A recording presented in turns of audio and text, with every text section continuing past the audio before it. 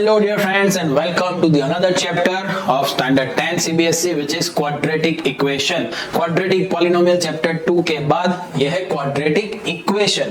तो क्या फर्क है quadratic polynomial और quadratic equation में? बहुत ही छोटा सा फर्क दिखने में बट बहुत ही बड़ा फर्क in terms of mathematical concept. तो quadratic polynomial को एक बार रिवाइज कर लेते हैं. क्या था quadratic polynomial? याद ही होगा आपको कि a polynomial of the form p of x is equal to ax square plus bx plus c, which is a standard form of quadratic polynomial.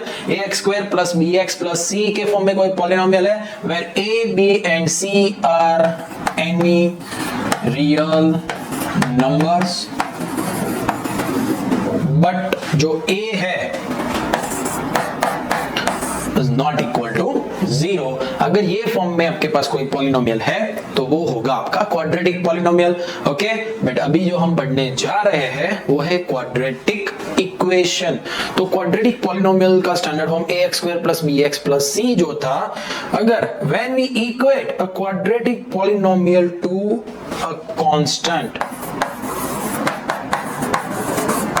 Quadratic polynomial को अगर आप कोई कांस्टेंट के साथ इक्वेट करोगे तो जो पॉलिनोमियल है बीच में इक्वेट करोगे तो कौन सी साइन यूज करोगे? इक्वल टू की. इसलिए वो बन जाएगा आपका quadratic equation. So when we equate a quadratic polynomial to a constant हमें क्या मिलेगा?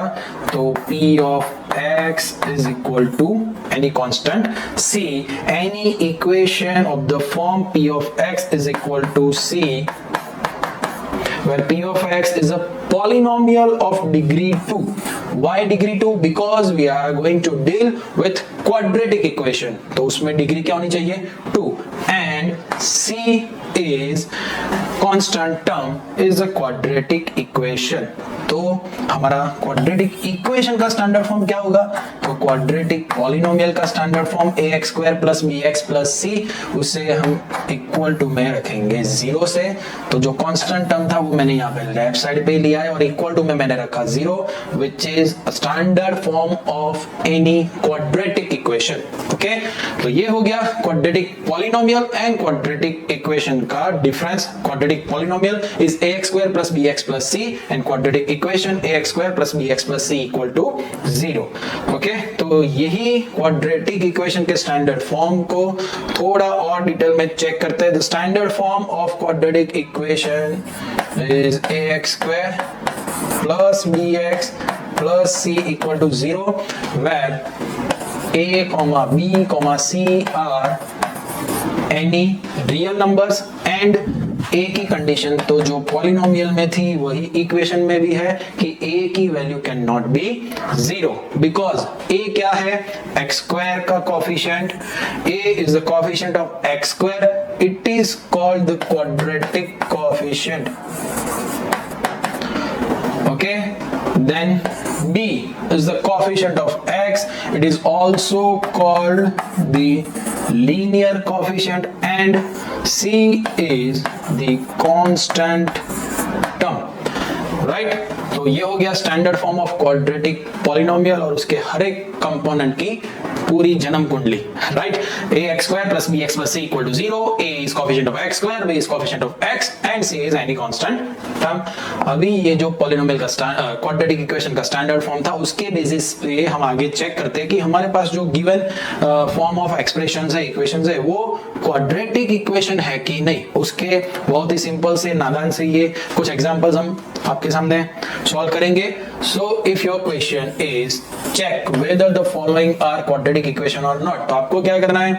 आपके पास जो भी गिवन डेटा है उसको जितना भी हो सके आपको सिंप्लीफाइड करना है. जितना भी हो सके नहीं, पूरा सिंप्लीफाई करना है. Sorry my bad. तो पूरा सिंप्लीफाई करना है और उसके सारे टर्म्स आप लेफ्ट साइड पे ले आओगे, राइट साइड में इक्वल टू 0 करोगे और लेफ्ट साइड जितने टर्म्स है वो सारे टर्म्स में से आपको वेरीफाई करना है कि highest power of all term is 2 और नॉट, यानी डिग्री 2 है कि नहीं. क्वाड्रेटिक इक्वेशन में डिग्री क्या होनी चाहिए? 2 होनी चाहिए. तो आगे देखते हैं कि जो आपके पास यहाँ पे डेटा है x plus 1 the whole square which is further expand as x square plus 2x plus 1 because a plus b whole square is a square plus 2ab plus b square। यहाँ पे जो 2 into x minus 3 था उसमें ये 2 को अंदर multiply करें तो हो जाएगा 2x minus 6। अब ये जो 2x minus 6 जो आपके इक्वेशन में इक्वल टू के राइट साइड पड़ा है उसको मैं लेफ्ट साइड अगर ट्रांसपोज करूं तो प्लस 2x हो जाएगा माइनस 2x एंड माइनस 6 हो जाएगा प्लस 6। और अपने पास लेफ्ट साइड पे ऑलरेडी क्या था x square plus 2x plus 1 and minus 2x plus 6 is equal to 0। Equal to में 0 आ गया। बट अब लेफ्ट साइड जो भी हमारे पास जितने भी टर्म्स है उसका सिंप्लीफिकेशन करने के बाद क्या बचता है तो x square term as it is plus 2x minus 2x बेचारा निकल जाएगा एंड प्लस 1 प्लस 6 तो x square plus 7 is equal to 0। तो यहाँ पे हमारे पास जो लास्ट में टर्म्स बचे x square plus 7। So as you can see over here the highest power of x is 2 और अगर पावर 2 है तो वो क्या हो गया so the given equation is quadratic equation. भले ही बीच में x वाला टर्म नहीं है बिकॉज हमने स्टैंडर्ड फॉर्म में ये क्लियरली लिखा था ax square plus bx plus c equal to 0।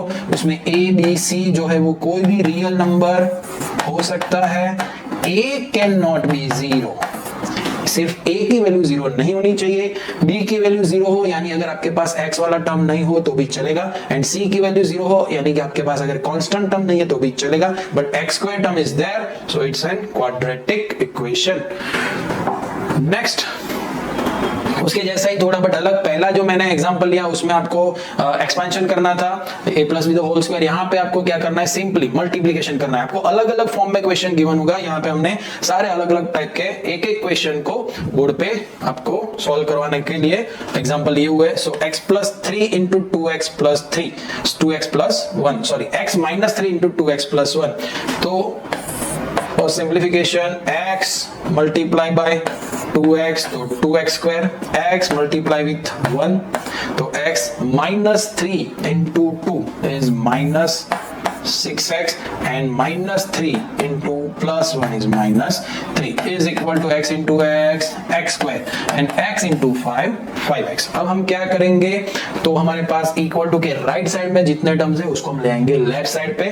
So it becomes 2x square plus x minus 6x minus 3 minus x square plus x square अगर लेफ्ट साइड शिफ्ट करूं minus x square and plus 5x अगर minus left side आएगा तो minus 5x। Now 2x square minus x square is x square okay x minus 6x is minus 5x and minus 5x is minus 10x minus 3 equal to 0. So here also the highest power of x is 2. So the given equation is again a quadratic equation.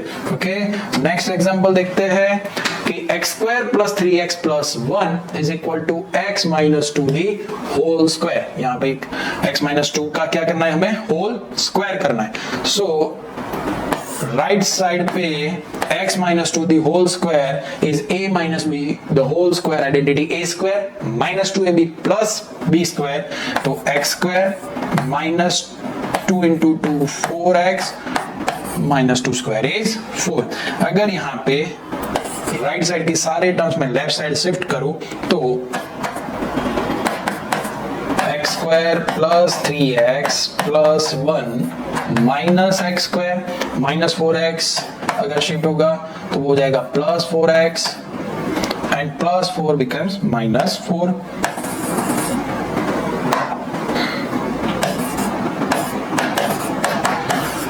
सो यहाँ पे positive x square negative x square cancel हो जाएगा 3x plus 4x मिलेगा 7x and plus 1 minus 4 is minus 3 7x minus 3 equal to 0। अब ये जो हमारे पास लास्ट स्टेप पे रिजल्ट बचा 7x माइनस 3 जिसमें x स्क्वायर वाला टर्म मिसिंग है। So my dear friend your final simplification of given data is not in the form of ax square plus bx plus c equal to 0 यानी x square वाला term नहीं है। Highest power is not 2। अगर आपके equation में highest power 2 नहीं है तो वो और कुछ भी है बट क्वाड्रेटिक इक्वेशन तो नहीं है। ओके तो आगे देखते हैं एक और एग्जांपल, यहाँ पे आपको क्यूब के फॉर्म में डेटा गिवन है, left side as it is, नादान बेचारा, उसमें कोई सिंप्लीफिकेशन की जरूरत नहीं है, बेचारा मोस्ट सिंप्लीफाइड फॉर्म में है। राइट साइड थोड़ा सा शैतान वाला, तो यहाँ पे राइट साइड पे x minus 2 the whole cube यानी a minus b the whole cube is a cube minus b cube minus 3a square b plus 3ab square.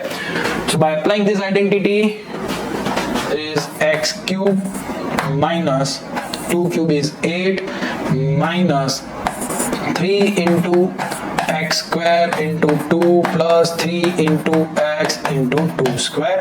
और अगर इसे आगे सिंप्लीफाई करें और हर एक टर्म को अगर मैं लेफ्ट साइड से राइट साइड शिफ्ट करूं तो आपका जो x क्यूब वाला टर्म है वो x cube positive, x cube negative हो जाएगा।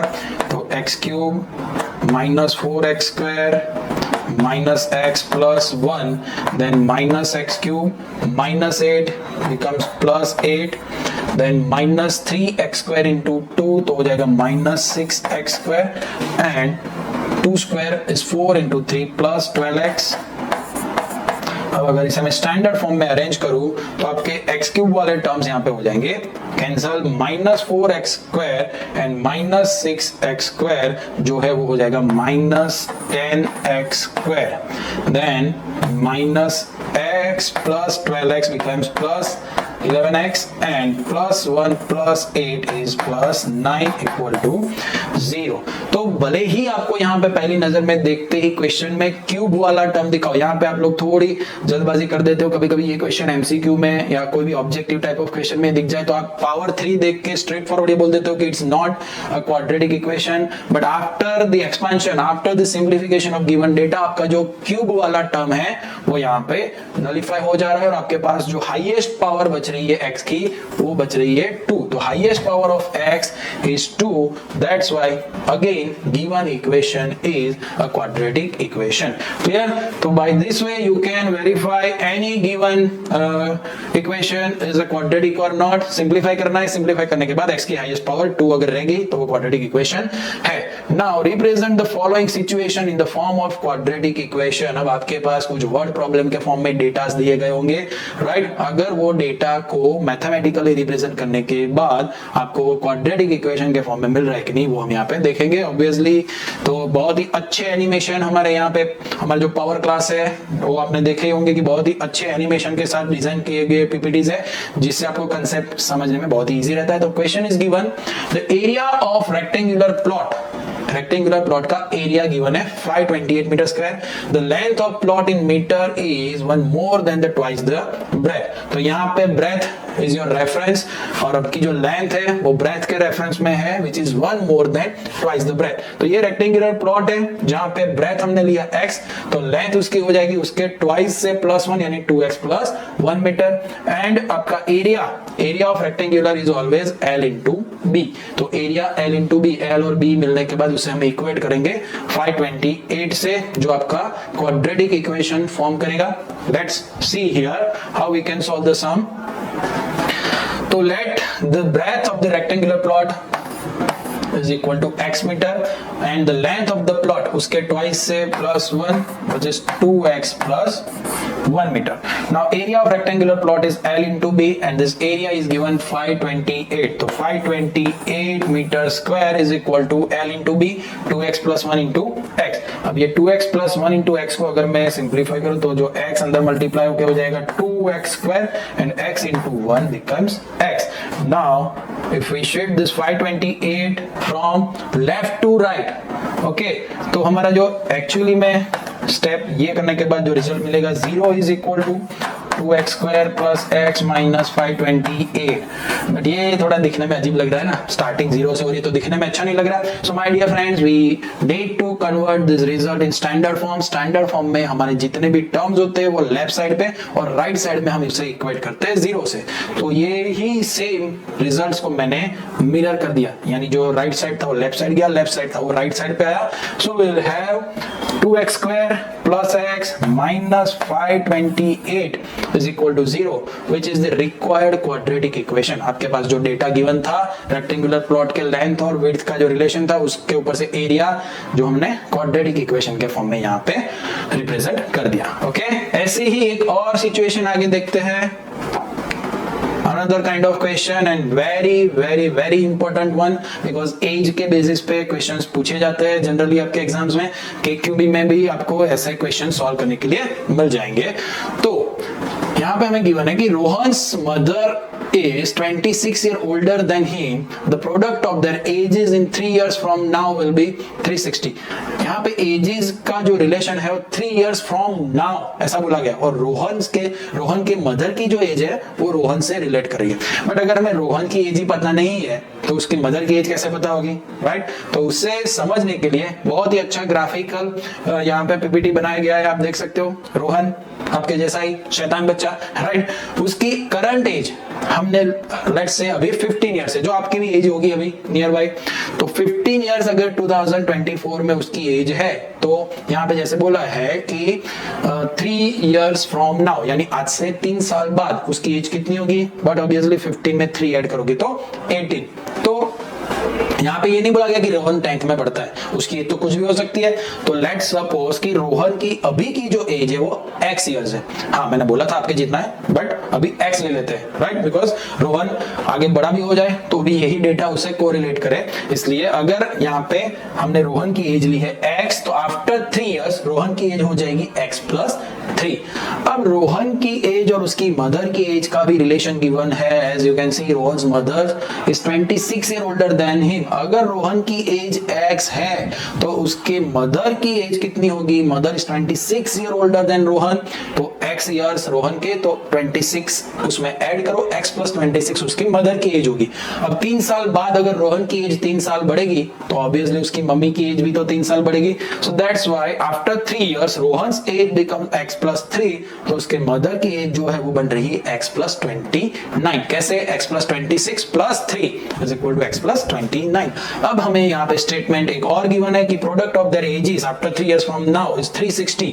यानी दोनों की 3 साल के बाद की जो एज है x प्लस 3, रोहन की age after 3 years and x plus 29 उसके मदर की एज आफ्टर 3 इयर्स, उसका प्रोडक्ट है 360. ये था आपका जो क्वेश्चन. उसके हर एक लाइन को ब्रेक डाउन करके हमने एक्सप्लेन किया. अब हम उसको सॉल्व करते हैं एंड मैथमेटिकली सेम सिचुएशन को रिप्रेजेंट करते हैं. तो रोहन की एज x ले ली, रोहन के मदर की एज जो है वो हो जाएगी x प्लस 26. अभी आफ्टर 3 इयर्स रोहन की एज इज x प्लस 3. तो मदर की एज जो x प्लस 26 थी उसमें plus 3, so x plus 29. Okay, so according to the question x plus 3 into x plus 29 is equal to कितना गिवन है? 360. अब ये हमें जो दो ब्रैकेट्स हैं उनको सॉल्व करना है. तो x into x x square, x into 29 is 29x plus 3 into x 3x and 29 into 3 is 87. जो राइट साइड हमारे पास प्लस 360 था, अगर हमने लेफ्ट साइड लिया इट बिकम्स माइनस 360.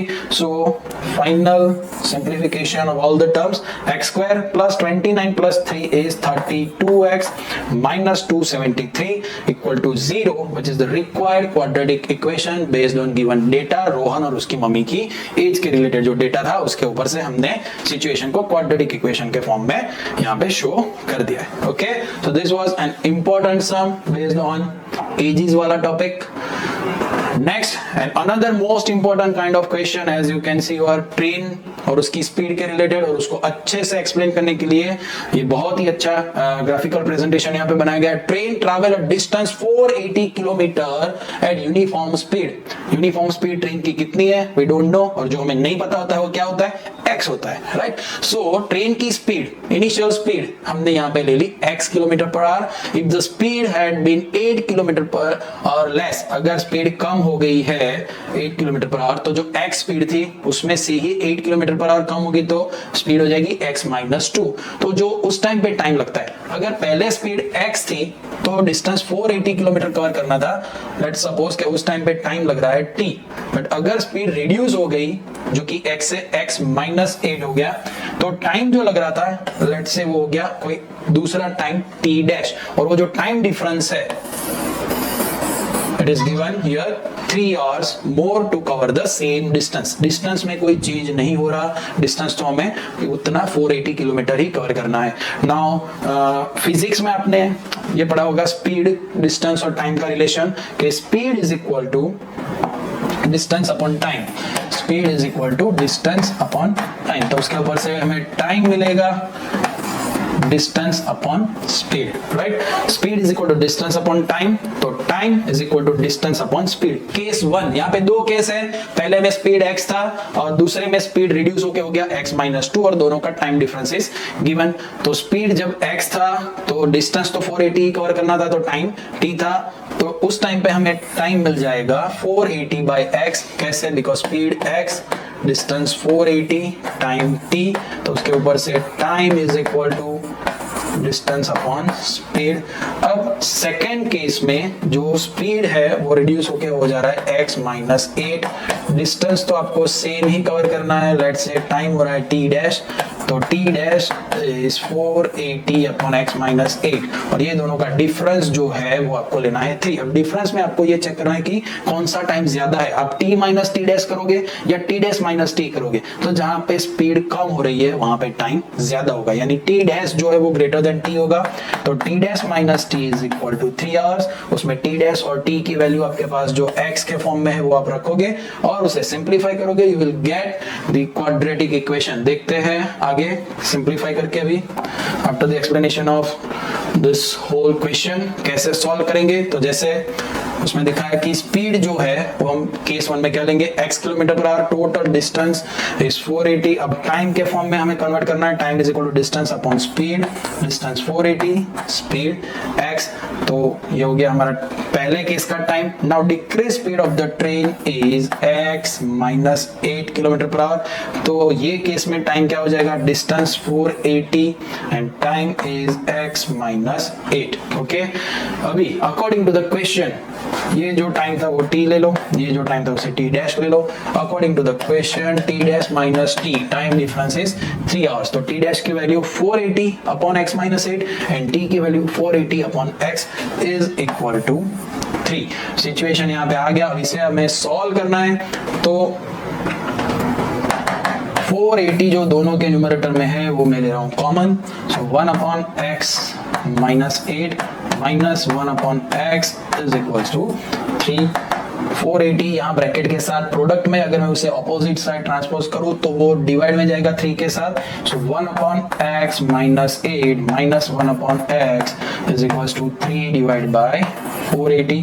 अब यहाँ पे लेफ्ट साइड पे 1 upon x minus 8 and 1 upon x में अगर हम LCM ले तो LCM is x into x minus 8. जहाँ पे x माइनस 8 ऑलरेडी है वहां पे हम x से ऊपर नीचे मल्टीप्लाई करेंगे, और यहाँ पे आपको ध्यान रखना है कि बीच में नेगेटिव साइन है, and then we have to multiply the second term 1 upon x in numerator and denominator with x minus 8. तो माइनस साइन के पीछे x माइनस 8 को हमें पहले ब्रैकेट में रखना पड़ेगा. ओके, एंड राइट साइड पे 3 by 480 which is reduced to 1 divide by 160. 3 16s are 48. Okay, next step में अगर हम ब्रैकेट्स सिंप्लीफाई करें तो x और ये ब्रैकेट ओपन करके माइनस हो जाएगा x and minus minus plus 8 and denominator में x multiply x is x square and x multiply minus 8 is minus 8x is equals to 1 by 160. Now numerator में x minus x 0 हो जाएगा, बचेगा only 8 and denominator में x square minus 8x is equal to 1 upon 160 by cross multiplication. 160 जो है वो 8 के साथ मल्टीप्लाई होगा एंड यहाँ का जो denominator x square minus 8x है वो राइट साइड पे 1 के साथ मल्टीप्लाई होगा, x स्क्वायर माइनस 8x.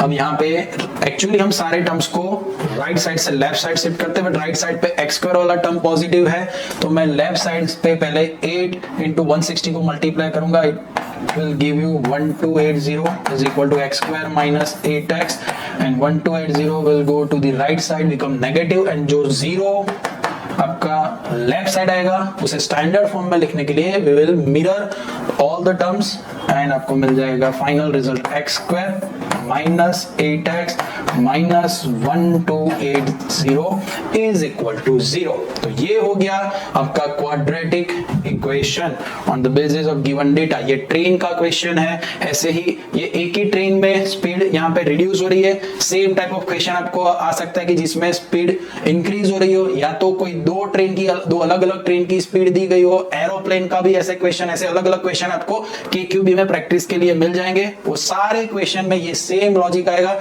आपको जो भी स्पीड गिवन है और जो भी आपको डिस्टेंस गिवन है उसको टाइम के फॉर्म में t डैश या तो t1 t2 ऐसे आपको कन्वर्ट करना है। दोनों टाइम का डिफरेंस आपको यहाँ पे शो करना है एंड देन जो भी वैल्यूज है उसे सिंप्लीफाइड फॉर्म में लिखनी है। You will gate quadratic equation. और उसको आगे सिंप्लीफाई करना भी पूछ सकते हैं, स्पीड फाइंड करना भी पूछ सकते हैं। Okay, next concept is solving a quadratic equation. बहुत ही इजी इक्वेशन बट बहुत ही important question. Quadratic equation solve करने की जो पहली मेथड है वो है फैक्टराइजेशन। बहुत ही इजी है, जैसे जीरोस फाइंड करते थे हम वैसे ही ये वाला क्वेश्चन सॉल्व होगा, राइट। जीरोस में हम इक्वल टू में जीरो लेते थे, यहाँ पे क्वाड्रेटिक इक्वेशन जो है आप उसको तो इक्वल टू जीरो के फॉर्म में कन्वर्ट ही कर सकते हो अगर नहीं है तो, और अगर है तो सीधे उसके फैक्टर्स करके हम उसे सॉल्व कर सकते हैं। अब क्वाड्रेटिक इक्वेशन का सॉल्यूशन जो है उसे हम रूट्स ऑफ क्वाड्रेटिक इक्वेशन भी कहते हैं। अगर आपको कहीं पे रूट्स दिखे तो उसका मतलब स्क्वायर रूट नहीं होगा ऑलवेज। क्वाड्रेटिक इक्वेशन के सॉल्यूशन को हम क्या कहते हैं, रूट्स भी कहते हैं। रूट्स क्या है, तो द वैल्यू ऑफ x की ऐसी value for which a quadratic equation is satisfied. Satisfied मतलब क्वाड्रेटिक इक्वेशन में x की वो वैल्यू रखने से क्वाड्रेटिक इक्वेशन का लेफ्ट साइड और राइट साइड दोनों इक्वल हो जाए। x की ऐसी वैल्यू को हम क्या कहेंगे, are called the roots or solution of the quadratic equation. Let us say if alpha is the root of quadratic equation ax square plus bx plus c equal to 0, तो x की value जो है यहाँ पे वो क्या है, alpha, जो आपके इक्वेशन को क्या करेगी, सेटिस्फाइड करेगी। यानी x की जगह पे आपको क्या रखना है, अल्फा रखना है। तो it becomes a alpha square plus b alpha plus c equal to में मिलेगा आपको 0। A quadratic equation can have, quadratic equation के कितने रूट्स हो सकते हैं, तो quadratic equation can have two real and distinct roots, two real and equal roots,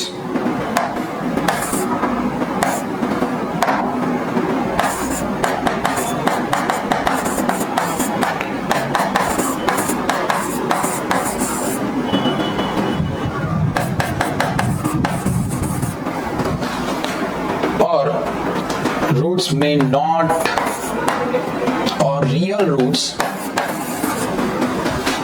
may not be possible। ये तीन टाइप की पॉसिबिलिटीज होगी। कब हमें रियल एंड डिस्टिंक्ट रूट्स मिलेंगे, कब हमें रियल एंड इक्वल रूट्स मिलेंगे, और कौन से केस में बेचारे रूट्स नहीं मिल पाएंगे वो भी हम आगे देखेंगे। सो क्वाड्रेटिक पॉलिनोमियल का जो ग्राफ था वैसे ही क्वाड्रेटिक इक्वेशन का भी यहाँ पे आपको ग्राफिकल रिप्रेजेंटेशन दिया गया है। अगर आप quadratic equation x square minus 4 equal to 0 को सॉल्व करोगे तो एक्स की आपको दो वैल्यू मिलेगी ऑब्वियसली, +2 एंड -2, और एक्स की वही दो वैल्यू आपके ग्राफ में एक्स एक्सिस को इंटरसेक्ट करेगी, as you can see over here। So graphically roots of quadratic equation जो zeros था वैसे ही है। Graphically the roots of quadratic equation are the point where the graph of quadratic polynomial cuts या तो intersect x axis, and in the figure 2 and -2 are the roots of quadratic equation x square minus 4 equal to 0। Okay, ये हो गया roots, simply roots यानी solution of quadratic equation. तो आगे देखते हैं कि हम उसे कैसे फाइंड करेंगे। So roots of a quadratic equation, if the graph of the quadratic polynomial cut x axis at two distinct point, then it sets two real and distinct roots। if graph of quadratic polynomial touches x axis at one point, तो उसका एक ही roots मिलेगा। and if the graph of quadratic polynomial does not intersect या तो touch x axis, तो उसके कोई भी रियल रूट्स नहीं मिलेंगे। ओके, पहला example, find the roots of quadratic equation. Quadratic equation यहाँ पे गिवन है 3x² minus 2 roots 6x plus 2 equal to 0। अब ये जो हमारा पॉलिनोमियल है उससे हमें क्या करना है, उसका फैक्टराइजेशन करना है, बिकॉज अभी हम सीख रहे हैं कि रूट्स बाय फैक्टराइजेशन कैसे फाइंड करते हैं। तो देखने में थोड़ा शैतान सा ये इक्वेशन है, क्यों? बिकॉज इसमें रूट वाला टर्म है, इसीलिए हमने जानबूझ के यही एग्जांपल आपको यहाँ पे एक्सप्लेन करने के लिए दिया हुआ है। 3x² minus 2 root 6x plus 2 equal to 0। We are going to factorise this polynomial and will find the roots. तो कैसे फैक्टराइज करेंगे? So 3x² minus 2 root 6x plus 2 equal to 0। एक मिडल टर्म जो है यहाँ पे हमें चाहिए, जो है वो है माइनस 2 रूट 6x, जिसको हम स्प्लिट करेंगे। फैक्टराइजेशन में क्या करते हैं, स्प्लिटिंग करते हैं, बट स्प्लिटिंग करने में आपका x² जो है उसका coefficient 3 and last term is 2। So 3 multiplied 2 is equal to 6 के हमें ऐसे फैक्टर्स फाइंड करने हैं जिसका आपको middle term addition will be minus 2 root 6। तो जो 6 है उसके फैक्टर्स होंगे 1 इंटू 6, 2 इंटू 3, राइट। बट जब भी आपके मिडल टर्म में कोई रूट वाला टर्म आपको चाहिए तो रूट 6 यानी रूट के अंदर कौन सा नंबर है, 6, तो आपको जो 6 के फैक्टर्स है उसमें से ऐसा फैक्टर का पेयर चूज करना है जिसमें ये रूट के अंदर वाला नंबर 6 आ रहा है, विच इज 1 इंटू रूट 6। तो जो 1 इंटू 6, तो 1 इंटू 6 में further I can write 6 as root 6 into root 6। तो 6 के दो पार्ट मुझे मिले रूट 6 इंटू रूट 6। तो ये दोनों जो रूट 6 है उसका प्रोडक्ट तो आपको मिलेगा 6 एंड रूट 6 प्लस रूट 6 अगर आप करो तो आपको मिल जाएगा 2 रूट 6, राइट। तो ऐसे आपको इसका फैक्टराइजेशन मिल जाएगा, बट यहाँ पे मिडल टर्म में आपको चाहिए minus 2 root 6, not plus 2 root 6। तो हम क्या करेंगे, जो दोनों रूट 6 है उसको हम नेगेटिव साइन भी तो दे सकते हैं, बिकॉज दोनों नेगेटिव टर्म का प्रोडक्ट तो आपको पॉजिटिव 6 ही देगा, जो आपको चाहिए 3 मल्टीप्लाई टू 6।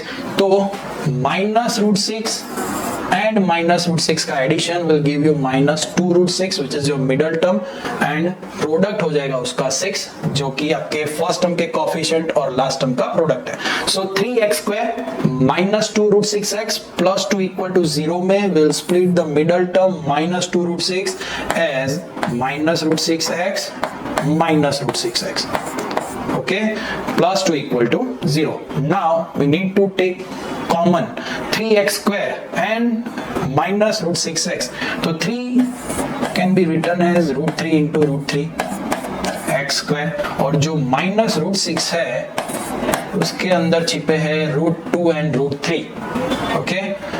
तो ये पहले दो टर्म को मैंने और भी माइक्रो लेवल में लिख दिया है, root 3 into root 3 and root 2 into root 3 में से you can take root 3 common and x² और x में से you can take x common. So root 3x अगर मैं कॉमन ले लेता हूं यहाँ पे जो मुझे मिल रहा है, तो ब्रैकेट में क्या बचेगा, तो ब्रैकेट में बचेगा एक और रूट 3, x² में से x कॉमन तो x, रूट 6 में से रूट 3 कॉमन तो रूट 2, और यहाँ का x तो बेचारा बाहर ही आ गया है, ओके।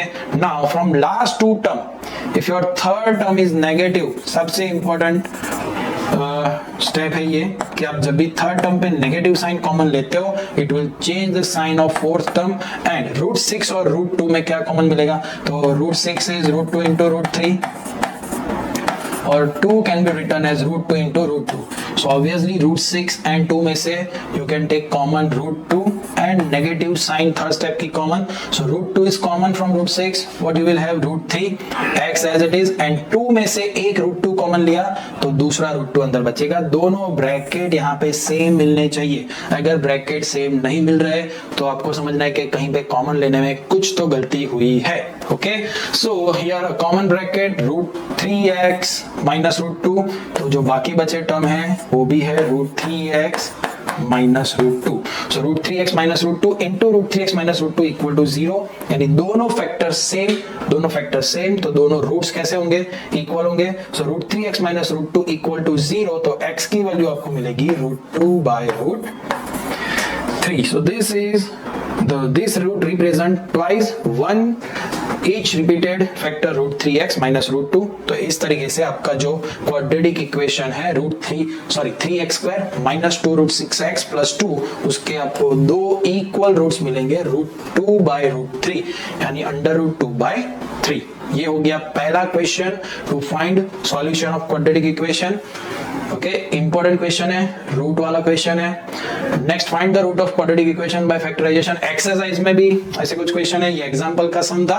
एक्सरसाइज में से भी ले रहे हैं एक एग्जांपल, 2x² + x - 6 = 0। बहुत ही सिंपल क्वेश्चन, बट ध्यान ये रखना है कि स्प्लिटिंग करने के टाइम पे x² का कोई कोएफिशिएंट हो तो हम सीधा लास्ट टर्म के फैक्टर्स नहीं करेंगे। फर्स्ट टर्म का जो कोएफिशिएंट है which is 2 will multiply with last term, and उसके बाद जो नंबर मिल रहा है उसके फैक्टर से हम मिडिल टर्म को स्प्लिट करेंगे।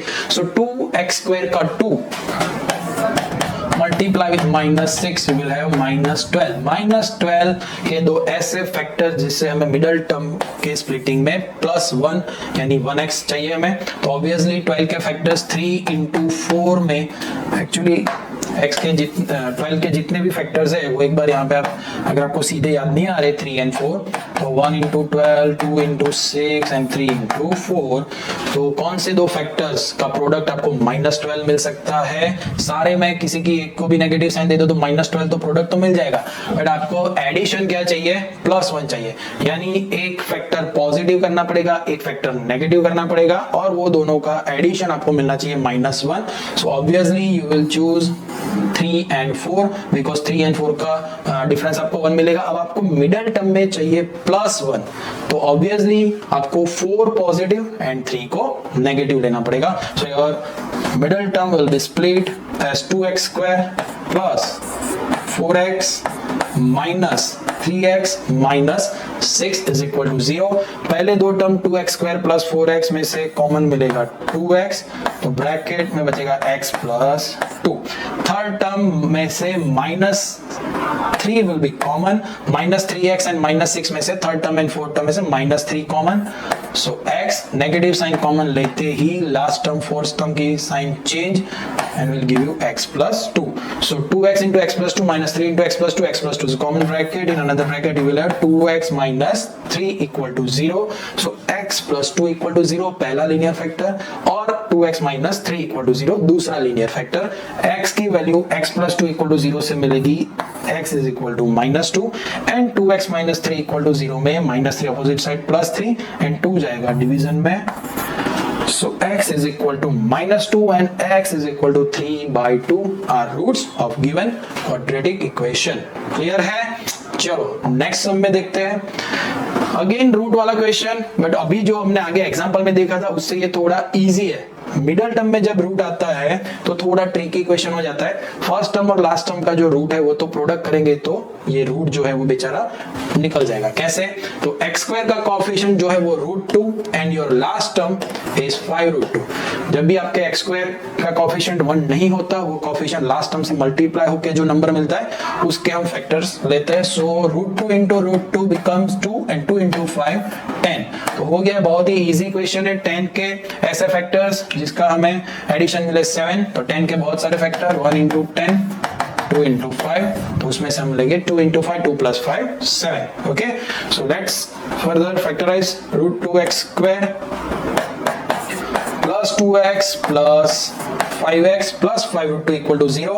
अब √2 और 2 के अंदर दो √2 छिपे हैं, √2 × √2, और ये √2x² में से एक √2 x² और x में से एक x, तो in bracket you will have √2 तो हमने कॉमन ले लिया, तो ब्रैकेट में आपके पास √2x² में से √2x कॉमन बचेगा x, एंड 2 में से एक √2 गया, एक √2 यहाँ पे बचेगा, x तो बाहर कॉमन आ गया। 5x + 5√2 में से obviously 5 common, and third term is positive, तो फोर्थ टर्म की साइन यहाँ पे चेंज करने की जरूरत नहीं पड़ेगी।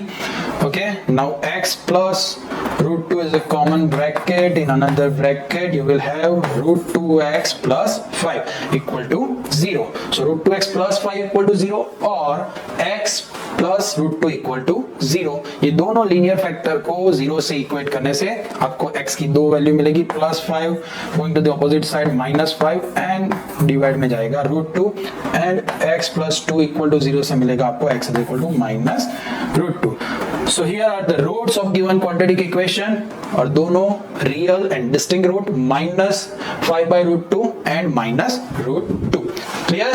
तो ये हमारा नेक्स्ट क्वेश्चन, इसमें भी आपको रूट्स फाइंड करने हैं, बट क्वेश्चन में जैसे आप देखो कि एक टर्म फ्रैक्शन के फॉर्म में, तो हम इसको सिंप्लीफाई करेंगे। पूरे इक्वेशन को हमने 8 से मल्टीप्लाई किया। डिनोमिनेटर में 1 के डिनोमिनेटर में 8 था, तो हमने पूरे इक्वेशन को 8 से मल्टीप्लाई किया। क्यों किया? तो बिकॉज आपको फैक्टराइज करने में इजी रहेगा इसलिए, राइट। अगर यहाँ पे कोई दो टर्म के डिनोमिनेटर में अलग अलग नंबर होते तो हम किससे मल्टीप्लाई करते? अगर आपका पॉलिनोमियल फॉर एग्जांपल है x² plus x/3 plus 1/4 equal to 0, अगर आपका इक्वेशन ये फॉर्म में है जिसके दो टर्म फ्रैक्शन में और दोनों का डिनोमिनेटर अलग अलग है, सो इन दिस केस आपको क्या करना है, डिनोमिनेटर में जो दो नंबर है उसका आपको एलसीएम लेना है और उसके एलसीएम से आपको पूरे इक्वेशन को मल्टीप्लाई करना है। तो आपका जो इक्वेशन है वो शैतान से थोड़ा नादान हो जाएगा। इसमें भी अगर आप 8 से मल्टीप्लाई करोगे तो 16x² minus 8x and 8 into 1/8 में 8 कैंसिल होकर मिल जाएगा +1।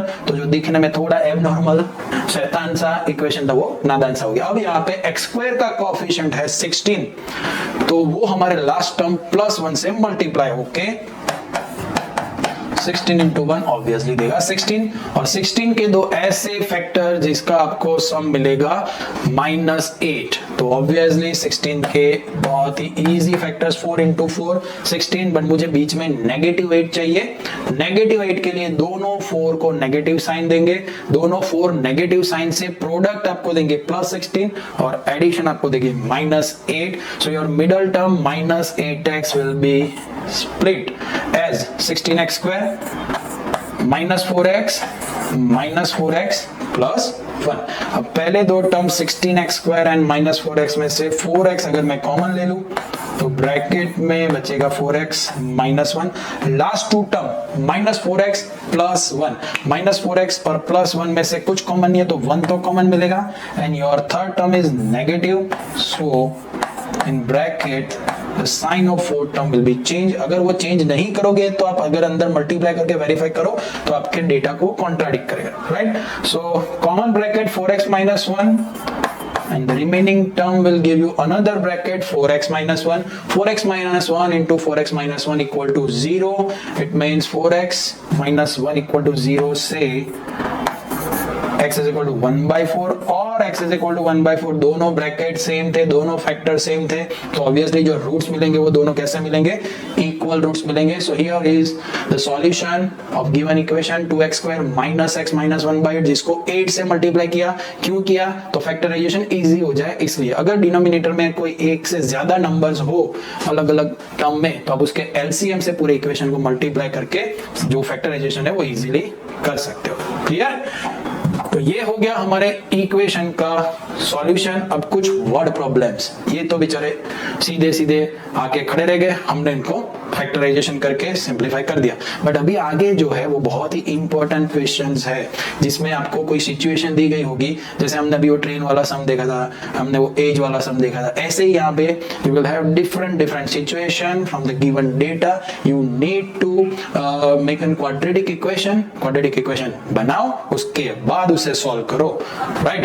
तो पहला example, John and Jeevanti together have 45 marbles. अब किसके पास कितनी मार्बल है वो पता नहीं है, तो जॉन भैया जो है वो बोल रहे हैं कि मेरे पास तो x मार्बल है। अगर जॉन के पास x मार्बल है, लेट अस से दोनों के पास 10 मार्बल है, तो जॉन के पास अगर 3 मार्बल है तो जीवंती के पास कितनी बचेगी 7। कैसे? 10 - 3 करके, राइट। ऐसे ही दोनों के पास टोटल मार्बल है 45 10 के बदले, और जॉन का जो मैंने एग्जांपल लिया 3 उसके बदले जॉन के पास है x मार्बल।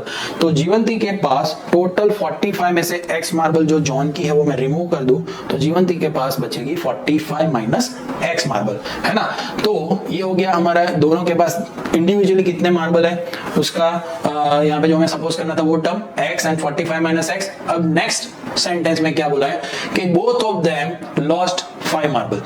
दोनों ने खेलते खेलते 5 मार्बल गुम कर दिए, बहुत ही बड़ा लॉस कर दिया। तो अब उसके पास कितने बचेंगे, तो जॉन के पास x मार्बल थी, उसमें से उसने 5 मार्बल लॉस कर दी, तो उसके पास बचेगी x माइनस 5। और जीवंती के पास 45 माइनस x मार्बल थी, उसमें से जॉन के पास जो x मार्बल थी उसमें से 5 मार्बल गई तो x माइनस 5 बचेगी। जीवंती के पास 45 माइनस x मार्बल थी, उसमें से इसने 5 मार्बल खो दिए, तो 45 minus 5 will become 40 minus x।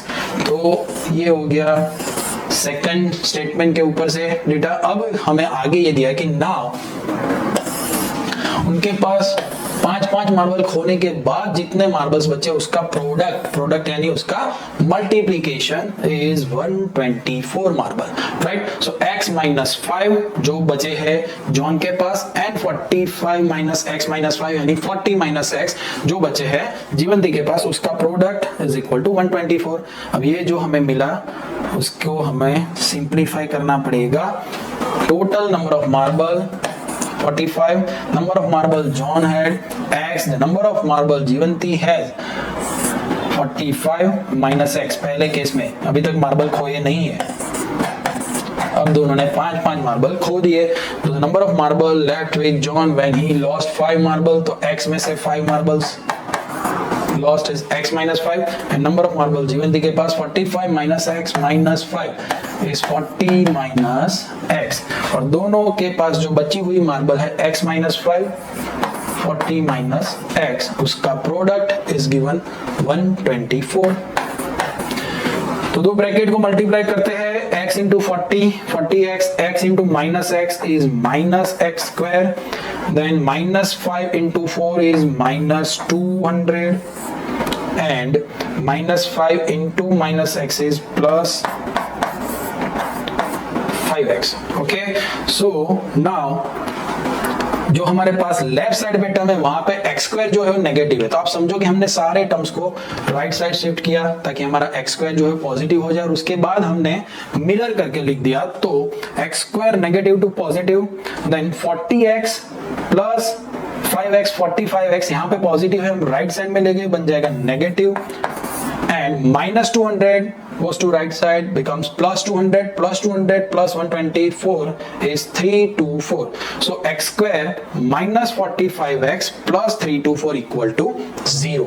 इसे हमें फर्दर फैक्टराइज करना है। 324 के फैक्टर से आपको 45 चाहिए, 40 या तो 45 के स्प्लिटिंग में जो दो पार्ट होंगे उनका प्रोडक्ट आपको 324 चाहिए, उसके कोएफिशिएंट का प्रोडक्ट आपको 324 चाहिए। तो 324 के फैक्टर्स में 36 इंटू 9 अगर आप करो, राइट, तो आपको 36 और 9 का प्रोडक्ट 324, और दोनों को अगर हम नेगेटिव ले लेंगे तो minus 36 minus 9 will give minus 45। अगर आप ऐसे सीधे फाइंड नहीं कर सकते तो you can do prime factorisation of 324, और उसमें आपको बाद में ट्रायल एंड एरर से दो ग्रुप बनाने पड़ेंगे, जितने भी प्राइम फैक्टर्स है उसके दो ग्रुप में जो भी नंबर बने उसका एडिशन आपको 45 लाने का सेट करना होगा, बिकॉज प्रोडक्ट तो उसका 324 ही होगा। तो minus 45x will be split as minus 36x and minus 9x is equal to 0, right।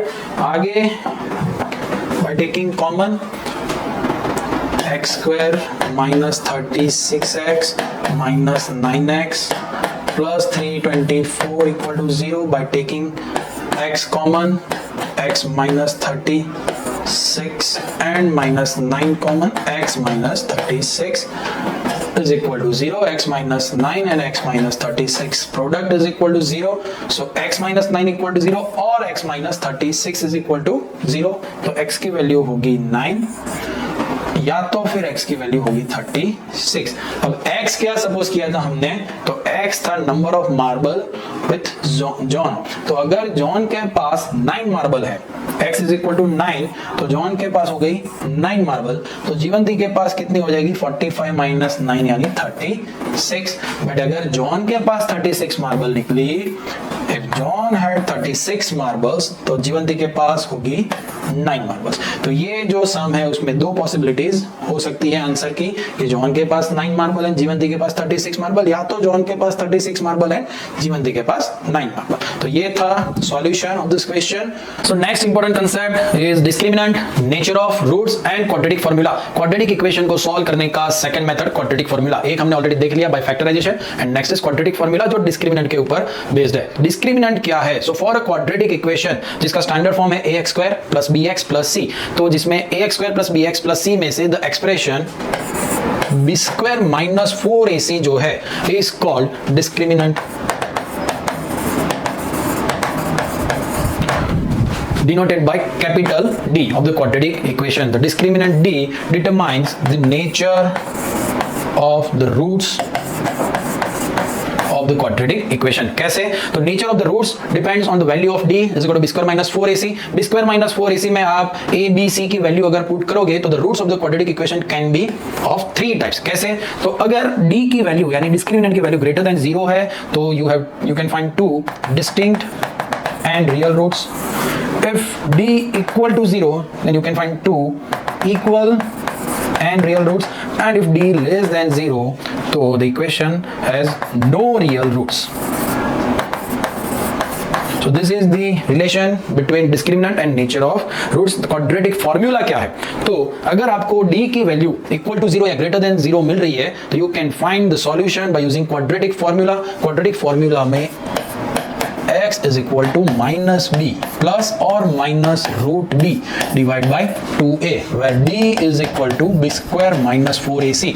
So if you have d equal to 0, if d equal to 0, so same quadratic formula will reduce to minus b by 2a if you put d equal to 0 in this quadratic formula. So it's very simple. Quadratic formula is minus b plus or minus root d, यानी plus or minus root b square minus 4ac by 2a, and अगर roots आपके equal है जबकि d की value 0 होगी तो x is equal to minus b by a. ये हो गया आपका क्वाड्रेटिक इक्वेशन जिसमें आप a b c की वैल्यू रख के इक्वेशन के रूट्स यानी सॉल्यूशन फाइंड कर सकते हो। तो देखते हैं important questions based on this quadratic formula concept. बहुत ही important example, a pole has to be erected at a point on the boundary of a circular park जिसका डायमीटर है 13। बहुत ही अच्छा यहाँ पे ग्राफिकल प्रेजेंटेशन आपको दिया गया है कि एक सर्कुलर पार्क है जिसका डायमीटर 13 है। अगर हमें उसके कोई पॉइंट P पे पोल हमें रखना है, okay, in a such a way that the difference of its distance from two diametrically opposite fixed gate, diametrically opposite, तो डायमीटर इज 13, उसके एक एंड पे B और उसके एक एंड पे A गेट है, वो गेट से ये जो हम पोल खड़ा कर रहे हैं उसके डिस्टेंस का डिफरेंस इज 7 मीटर, राइट। सो हमने एक जो गेट है उससे डिस्टेंस लिया x, तो दूसरा जो गेट A है which is diametrically opposite and, तो वहां से डिस्टेंस लेंगे x + 7। क्यों x and x + 7? Because x + 7 और x का डिफरेंस होगा 7, राइट। आप x या x - 7 भी ले सकते हो, बट हो सके तब तक नेगेटिविटी से दूर रहो, be positive, right. So is it possible to do so? If yes then what is the distance from the two gates should be the pole erected? तो देखते हैं ये जो सिचुएशन दिया है उसके बेस पे हम क्वाड्रेटिक इक्वेशन फॉर्म करते हैं और हम चेक करते हैं कि हमें क्या वैल्यूज मिलते हैं एबीसी के। Let us first draw the diagram, वो हमने ड्रॉ कर लिया, as you can see. Let यहाँ पे पोल जो है हमें खड़ा करना है वो P है। Let P be the required location of the pole. The two diametrically opposite fixed gate are A and B. The distance of the pole P from the gate B, जो हमें BP लेना है वो x लेना है। Now the difference is 7, so AP minus BP is equal to 7. तो AP आपको मिल जाएगा BP plus 7 यानी x plus 7 metre. Now AB which is diameter is given 13 meter. Since AB is the diameter, angle APB आपको मिलेगा right angle.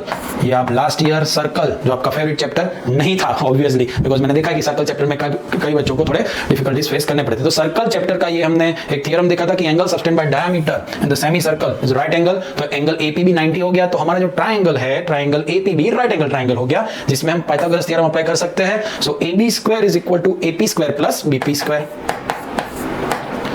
AP square plus BP square is equal to AB square, right?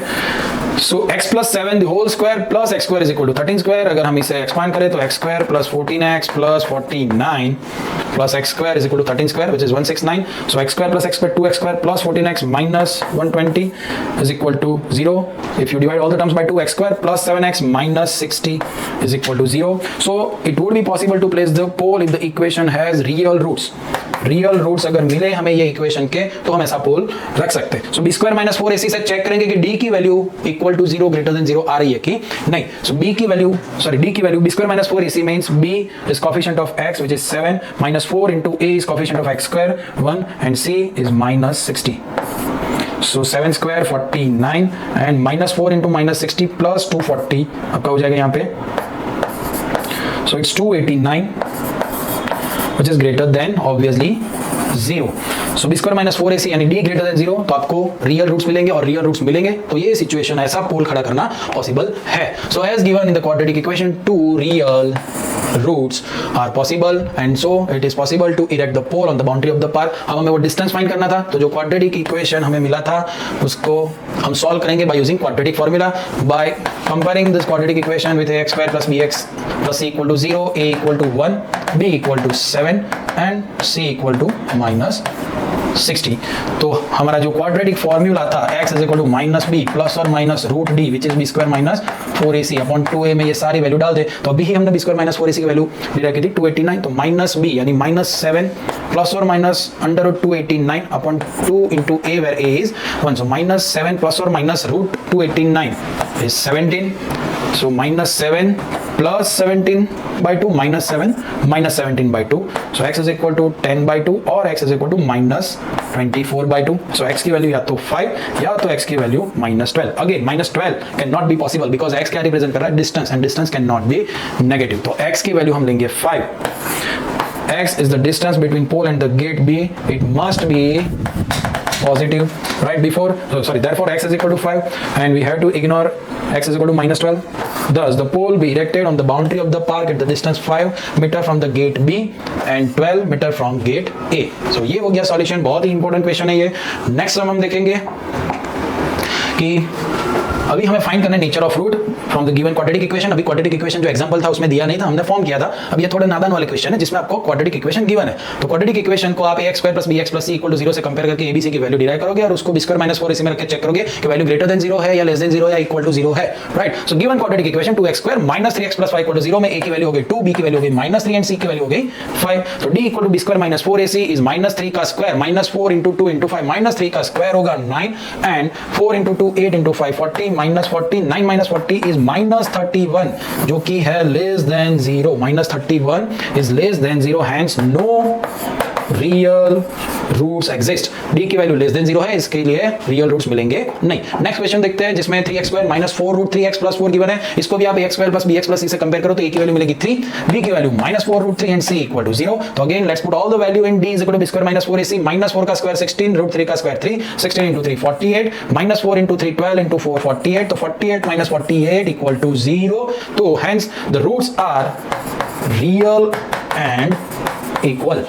ठीक है. तो अगर d equal to 0 है तो हमें कैसे रूट्स मिलते हैं? Real and equal. और अगर रूट्स रियल एंड इक्वल है तो रूट्स कौन से होंगे? Minus b by 2a minus b by 2a. तो माइनस b यानी आपको b की वैल्यू क्या गिवन है? Minus 4 root 3. तो minus 4 root 3 by a is 3 minus 4 root 3 by 3 minus plus 4 root 3 और रूट 3 और 3 में से रूट 3 कट तो 4 by root 3 and 4 by root 3. Right. तो ये हो जाएंगे आपके दो रूट्स एंड सॉरी यहाँ पे 2a था. So 2 into 3, 2 into 3. So 2 to the 4, 2 to the 4. So it's 2 by root 3 and 2 by root 3. तो 2 रियल एंड इक्वल रूट्स यहाँ पे माइनस b बाई 2a. तो 2 इंटू a की वैल्यू है 3 एंड माइनस b में b की value थी minus 4 root 3. तो माइनस प्लस 4 रूट 3 और रूट 3 में से रूट 3 और 3 में से एक रूट 3 कट होके हमने फाइनल सिंप्लीफिकेशन करने के बाद दो रूट्स फाइंड किए जो कि है 2 बाई रूट 3 2 बाई रूट 3. ये हो गया solution of this question. Next question is जिसमें इक्वेशन गिवन है 2x square minus 6x plus 3. तो उसको भी अगर आप ax square plus bx plus c से कंपेयर करो तो a की वैल्यू आएगी 2, b की वैल्यू आएगी माइनस 6 एंड c की वैल्यू आएगी 3. उसे अगर हम d is equal to b square minus 4ac में प्लॉट करें which is minus 6 square minus 4 into 2 into 3 तो minus sorry 36 minus 24 will give you plus 12. 12 is greater than 0, d की value greater than 0 मिली, यानी 2 real and distinct roots are available. वो कौन से होंगे? तो माइनस बी प्लस और minus under root b square minus 4ac, जो कि अभी हमें मिल गया है 12 divide by 2 into a. B की वैल्यू क्या है? बी की वैल्यू होगी यहाँ पे -6, तो -6 प्लस और माइनस √12। √12 जो है वो हम लिख सकते हैं 4 इंटू 3, जिसमें से 4 का स्क्वायर रूट हो जाएगा 2। Okay, so minus minus plus 6 and plus और minus √12 can be return as 2 into √3। Okay, यहाँ पे 2 इंटू ए रह गया, तो 2 into a is your coefficient of x square which is 2, right? So -6 plus और minus 2 √3 divide by 4। तो अगर मैंने यहाँ से 2 को लिया कॉमन तो ब्रैकेट में बचेगा 3 प्लस और माइनस √3 डिवाइड बाय 4, और हम 2 4 रिड्यूस करेंगे तो आपको मिलेगा 3 plus √3 by 2 and 3 minus √3 by 2। Important question, यहाँ पे हमने तीनों टाइप के क्वेश्चंस देख लिए। पहले में no real roots were exist, दूसरे में 2 real but equal roots were exist, और ये जो क्वेश्चन है उसमें 2 real and distinct roots are exist. हमने तीनों के solution by using quadratic formula find कर लिए। ओके, अब हमें यहाँ पे देखना है कि find the value of k if roots are equal. Equal root कब होते हैं? जब हमारे d की वैल्यू यानी b स्क्वायर माइनस 4ac की वैल्यू 0 होती है। तो जो इक्वेशन यहाँ पे गिवन है उसमें एक और भी अननोन टर्म है k, वो हमें ढूंढना है, और उसके लिए हमें d की वैल्यू 0 लेनी है because roots are real and equal, ऐसा हमें गिवन है। तो given quadratic equation in the form of ax square plus bx plus c, a की वैल्यू होगी 2, b की वैल्यू होगी k एंड c की वैल्यू होगी 3। Now discriminant b square minus 4ac, as b की वैल्यू है k, तो k square minus 4 into 2 into 3, so k square minus 24 मिला डिस्क्रिमिनेंट, और वो डिस्क्रिमिनेंट होगा 0 because roots are equal. So k minus 24 equal to 0, तो sorry k square minus 24 equal to 0, तो k square is equal to 24, तो k is equal to plus और minus √24, तो k is equal to अभी plus और minus √24 में it's 4 into 6। Okay, तो plus और माइनस 2√6 आपको मिलेगा यहाँ पे, प्लस और minus 2√6 is the value of k। तो ये k फाइंड करने का क्वेश्चन हमने सॉल्व किया। आगे एक और भी ऐसा क्वेश्चन है जिसमें आपका equation is not in the standard form, तो हमें इक्वेशन को पहले स्टैंडर्ड फॉर्म में कन्वर्ट करना पड़ेगा। kx वाला टर्म अगर मैं अंदर मल्टीप्लाई करूं तो मुझे मिलेगा kx square minus 2kx plus 6 is equal to 0। By comparing with the standard form ax square plus bx plus c equal to 0, a की वैल्यू हो जाएगी k एंड b की वैल्यू हो जाएगी माइनस 2k एंड c की value हो जाएगी 6। By putting all the value in b square minus 4ac, तो माइनस 2k का स्क्वायर माइनस 4 इंटू a की वैल्यू है k, सो 4k स्क्वायर माइनस 24k। अब ये 4k square minus 24k equal to क्या होगा? 0 होगा। क्यों? बिकॉज डिस्क्रिमिनेंट 0 है, बिकॉज रूट्स कैसे है? इक्वल है। तो 4k स्क्वायर माइनस 24k में से मैं 4k को कॉमन ले लूं तो ब्रैकेट में मुझे मिलेगा k माइनस 6, तो k इक्वल टू 0 मिल सकता है, या तो फिर मुझे कैसे k equal to 0, 4k equal to 0 और k minus 6 is equal to 0, तो या तो k की वैल्यू होगी 0 या तो फिर k की वैल्यू होगी 6, but k equal to 0 is not possible because k equal to 0 ले लिया तो आपका फर्स्ट टर्म x स्क्वायर का कोएफिशिएंट अगर 0 होगा तो x स्क्वायर वाला टर्म रहेगा ही नहीं, क्वाड्रेटिक इक्वेशन बनेगा ही नहीं, राइट? तो k की वैल्यू यहाँ पे हम 0 नहीं ले सकते, k is the coefficient of x square. तो हमें फाइनली k की वैल्यू क्या मिलेगी? k की वैल्यू मिलेगी 6। तो ये क्वेश्चन भी बहुत इंपॉर्टेंट था जिसमें हमें एक k की वैल्यू कैंसिल करनी थी। Next question is a word problem, और वर्ड प्रॉब्लम में जो सिचुएशन गिवन है वो पॉसिबल है कि नहीं वो हमें चेक करनी है। तो दो फ्रेंड्स हैं, राइट, और उसकी प्रेजेंट एज का जो सम है वो 20 इयर्स है and 4 years ago the product of their age was 48 years. तो अभी एक फ्रेंड की एज अगर x ले लेते हैं तो 4 इयर्स अगो उसकी एज होगी x माइनस 4। अगर उसकी अभी की एज x है और दोनों की एज का सम 20 है तो दूसरे फ्रेंड्स की प्रेजेंट एज होगी 20 माइनस x ऑब्वियसली, तो ही x plus 20 minus x sum 20 होगा। और इसकी सेकंड फ्रेंड की 4 years ago age is 20 minus x minus 4 which will be 16 minus x years. तो दोनों की एज का 4 इयर्स अगो की जो एज है उसका product is 48, so x minus 4 into 16 minus x उसका प्रोडक्ट होगा 48। अब ये जो सिचुएशन है उसके बेस पे इक्वेशन फॉर्म करते हैं। दोनों की एज का सम इज 20, एक फ्रेंड की एज x तो दूसरे की प्रेजेंट एज 20 माइनस x, एक की 4 साल पहले की एज x माइनस 4, दूसरे की 20 माइनस x माइनस 4, तो वो हो जाएगा 16 माइनस x। और दोनों की 4 इयर्स अगो की जो एज है x माइनस 4 और 16 माइनस x उसका प्रोडक्ट इज 48। तो इसको मल्टीप्लाई करो तो 16x minus x square minus 64 plus 4x is equal to 48। इसके बेसिस पे आपको इक्वेशन मिलेगा x स्क्वायर, ये minus x square opposite side गया प्लस x स्क्वायर हुआ minus 20x and plus 112 equal to 0। x square minus 20x plus 112 equal to 0, right? तो ये situation अगर पॉसिबल होगी तो x square minus 20x plus 112 equal to 0 से b square minus 4ac की value greater than 0 आनी चाहिए, बिकॉज ग्रेटर देन 0 वैल्यू होगी तो ही रूट्स रियल होंगे। a equal to 1, b equal to minus 20 and c equal to 112। Putting all the values in b square minus 4ac minus 20 square minus 4 into 1 into 112, so it's 400 minus 4 148 which is -48 less than 0। अगर d की value less than 0 है my dear friends तो no real roots exist, और अगर real roots exist नहीं करते तो ये situation is not possible, right? So here it was the solution of the word problem कि ये ऐसी situation possible है कि नहीं। So it was the last sum of this chapter of this quick revision session। ये revision session देखने के बाद chapter 4 के सारे concept आपको clear हो गए होंगे और बहुत ही important questions भी हमने solve किए and it will definitely boost your score।